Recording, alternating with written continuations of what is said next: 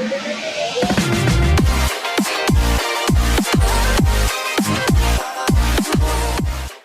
up everyone, welcome back to Tanvi's Tech Gallery. তো আজকে আপনাদের জন্য আরসি ভিডিও আছে, আপনাদের সেই বহু প্রতীক্ষিত আরসি ভিডিও। তো আজকের আরসি ভিডিওটা একটু ডিফারেন্ট। তো আপনারা আমার সামনে দেখতেছেন একটা পিজার বক্স আছে। আপনারা চিন্তা করতেছেন পিজার বক্সে আমি কেন বসে আছি, অ্যাকচুয়ালি কোনো পিজা নাই। তো আমি চিন্তা করছি যে অনেকদিন ধরে আমি কোনো নতুন প্লেন বানাই না। তো আজকে যে প্লেনটা বানাবো এটা চিন্তা করছি আমি এই পিজার বক্সটা দিয়ে বানাবো। অ্যাকচুয়ালি এই পিজার বক্সটা হলো যে নর্মাল আমাদের যে কার্ডবোর্ড বলে সেই কার্ডবোর্ড দিয়ে তৈরি।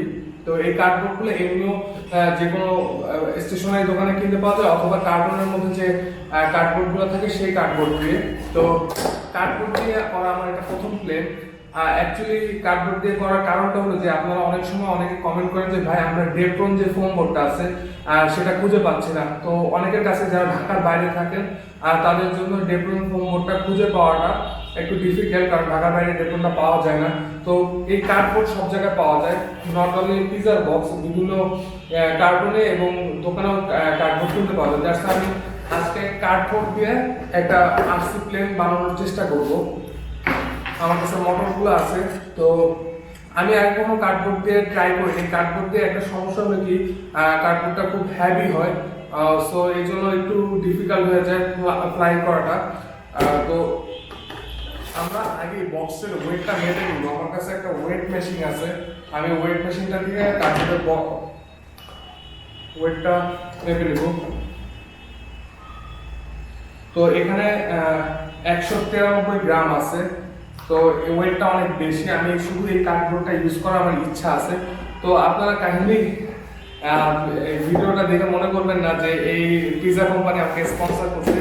তো এই বক্সটা ইউজ করার একটা কারণ আছে। এই পিজার দোকানটার সাথে আমাদের খুব একটা গভীর রিলেশন আছে, যারা আমরা স্কুলে যারা ছিলাম। তো এটা আমরা পরে প্লেনটা সাকসেসফুল হলে বলবো যে কি কারণে আমি এই কোম্পানির পিজা বক্সটা ইউজ করতেছি, এটা পরে বলবো। তো আমি জানি না যে যদি কতটুকু সাকসেসফুল হবো এই পিজা বক্স দিয়ে প্লেন বানাতে। তো দ্যাটস ওয়াই আমি একটা ব্লগের মতো করতেছি আপনার সাথে। যদি আমি ফেলও করি তাহলে আপনারা দেখতে পারবেন যে আমি এটা নিয়ে ফেল করছি এবং কেন ফেল করছি। আর সাকসেসফুল হলে তো আপনারা দেখবেনই সাকসেসফুল হয়েছি। তো আমার ইচ্ছা হচ্ছে যত সিম্পলি প্লেনটাকে তৈরি করা যায়, আমি কোনো কমপ্লেক্স শেপ বা দিব না, যত সিম্পলি আমি কার্ডবোর্ডটাকে কার্ডবোর্ড দিয়ে প্লেনটা তৈরি করতে পারি সেটার চেষ্টা করব। আর একটা জিনিস সমস্যা হয়েছে যে আমার কাছে প্রোপেলার একটু শর্ট আছে। তো এটা হলো যে 75 প্রপ। তো এই প্রোপেলারটা ছোট এবং খুব হাই পিচের প্রপ। তো এটা ফাস্ট ফ্লাইং এর জন্য এই প্রপটা ভালো, কিন্তু আমার একটা স্লো ফ্লাইং প্রপ দরকার, যেমন 8-4 দরকার। তো 8-4 এখন আমার কাছে অ্যাভেলেবেল নাই, দোকান দিয়ে আনতে গেলে বা অর্ডার দিলে বেশ কিছুদিন সময় লাগবে। তো আমি চিন্তা করলাম আমার কাছে যেহেতু 3D প্রিন্টার আছে, আমি কেমন একটা প্রপ 3D প্রিন্ট করে নিই। তো চলেন আমরা আরসি প্লেন তৈরি করার আগে একটা প্রপেলার 3D প্রিন্ট করে দেখি যে প্রপেলারটা 3D প্রিন্টেড প্রপেলারটাকে ইউজ করা যায় কিনা। তো চলেন আমার সাথে, আমি একটা 3D প্রিন্টেড প্রপেলারের ডিজাইন আমার ল্যাপটপে খুঁজবো, খুঁজে দেখবো যে আমরা সেটা দিয়ে একটা প্রপেলার তৈরি করতে পারি কিনা। তো আপনারা যারা জানেন না, যদি ফ্রি 3D প্রিন্টেড পার্টস দরকার হয় সেক্ষেত্রে ডিজাইনগুলো আপনি পাবেন thingiverse.com এ। আমি আগেও একটা ভিডিও তৈরি করেছি কিভাবে আপনারা ফ্রি 3D প্রিন্টেড পার্টগুলো খুঁজে পাবেন। সেটার জন্য আপনারা thingiverse.com অথবা মাই মিনি ফ্যাক্টরিতে গেলে আপনারা পার্টগুলো পাবেন। এখানে গিয়ে আমি সার্চ অপশনে লিখবো প্রপেলার।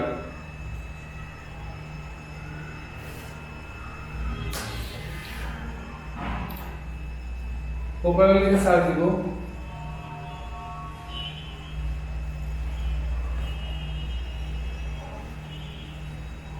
তো এখানে বেশ কিছু প্রপেলার দেখা যাচ্ছে, কিন্তু এক একটা কাজে আমার দরকার স্পেসিফিকলি যেটা দিয়ে আমি আরসি প্লেন উড়াইতে পারবো। তো এই প্রপেলারটা দেখতে অনেকটা 8-4 যে প্রপগুলো আছে সেগুলোর মধ্যে দেখতে মনে হচ্ছে। আমি এই প্রপটা দেখি, ওকে এটা এক্স্যাক্টলি 8-4 প্রপ আছে। তো এটা তো আমরা ফাইলটা ডাউনলোড করব।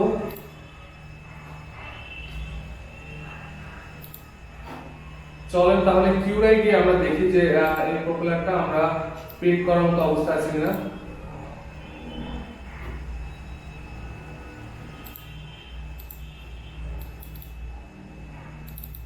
তো আমাদের 8-4 প্রপেলার এখানে আচ্ছা, প্রপেলারের আমি প্রথমটাই দিই 45 ডিগ্রি।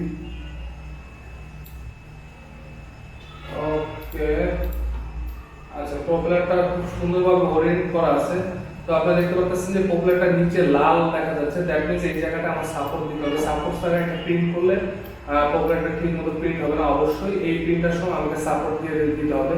তো আমি 3D প্রিন্টারের সেটিংটা ডিটেলস বলবো না, কারণ আমি অলরেডি এটা নিয়ে একটা ভিডিও করছি। আপনারা যদি 3D প্রিন্টারের ডিটেলস জানতেন সেখানে অবশ্যই ভিডিওটা চেক করবেন, আমি লিঙ্ক দিয়ে দিচ্ছি।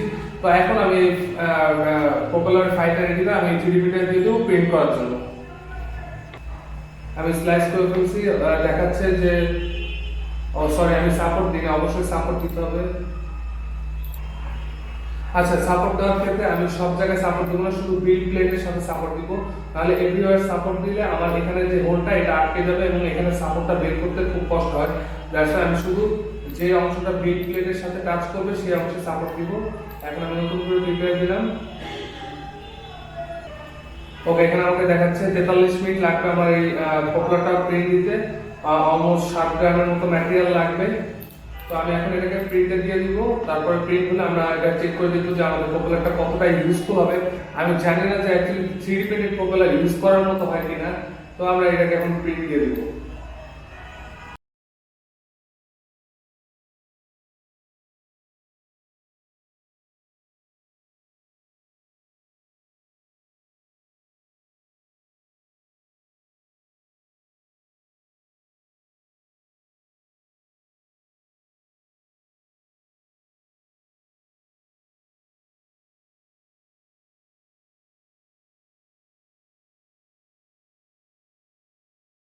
I am back.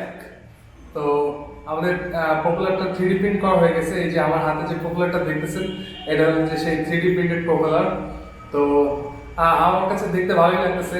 Just এজগুলার finishing একটু কাটা কাটা আসছে, স্মুথ আসে নাই। বাট এটা আর কিছু করার ওয়ে ছিল না। তো এই প্রিন্ট পপুলারটা নিচে সাপোর্ট দেওয়া ছিল, আমি সাপোর্টগুলো অলরেডি ছুটে ফেলেছি। তো এটা হলো যে আমাদের 3D প্রিন্টেড পপুলার, আর এটা হলো যে আমাদের বাজার থেকে কেনা পপুলার।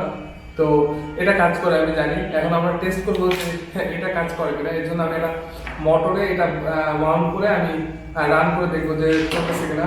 বাইরে হবে এসে আমার ফার্স্ট টাইম অনেকদিন আমি এটাকে মিস করছি। আমি প্রায় 6 মাস পরে এটাকে আমি অন করলাম।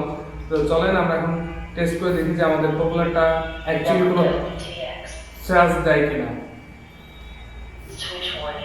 Switch on, switch on. Okay. আচ্ছা, তাহলে আমরা আমাদের মোটরটা কানেক্ট করব। তো তার আগে আমি প্রপেলারটা মাউন্ট করি।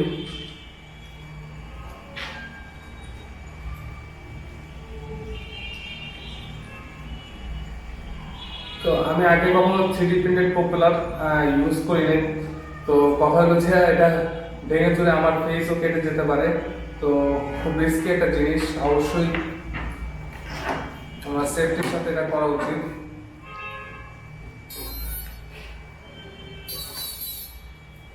ওকে, আমরা হালকা থ্রটল দেব। ওকে, ঘুরছে।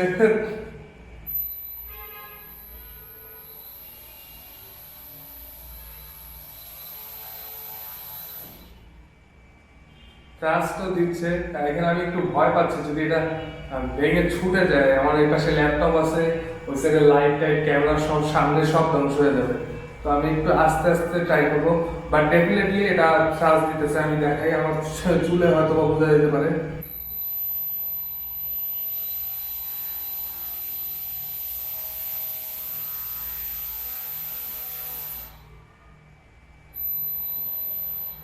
সো এটা চার্জ দিচ্ছে, বাট চার্জটা আমাদের রেগুলার প্রবলেম মতো এত বেশি মনে হচ্ছে না। আমার কাছে একটু কম, হয়তো আমার ব্যাটারিতে চার্জ নেই খুব একটা বেশি।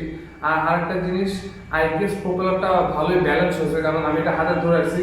যদি এটা ব্যালেন্স না থাকতো খুব বেশি ভাইব্রেট করতো, সেই তুলনায় অতটা ভাইব্রেট করতেছে না। তো আমি একটু থ্রটল দিয়ে দেখবো।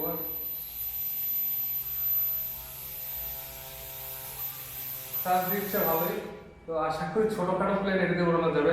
তো এটা দিয়ে কি প্লেন উড়ানো যায় কিনা এটা আমরা প্লেন রেডি হলে দেখবো। তো আপাতত এখানেই ভিডিও সমাপ্ত করি। তো তো এই ছিল আমাদের 3D প্রিন্টেড প্রপেলার। প্রপেলারটা অনেক ফ্লেক্সিবল, আশা করি পড়লে ভাঙবে না, কারণ এটা পিইটিজি দিয়ে করা। তো পিইটিজি বেশ ফ্লেক্সিবল হয়। তো এটা দিয়ে আমরা একটা প্লেন টেস্ট করবো ইনশাল্লাহ। তো সবাই সাথে থাকবেন, আর আমি আরসি প্লেনটা রেডি করি। তো আবার নেক্সট ভিডিওতে দেখা যাবে। সবাই সবাই ভালো থাকবেন, সুস্থ থাকবেন। ভিডিওটি ভালো লাগলে একটা লাইক দিবেন, আর সাবস্ক্রাইব না করলে অবশ্যই সাবস্ক্রাইব করবেন। আল্লাহ হাফেজ।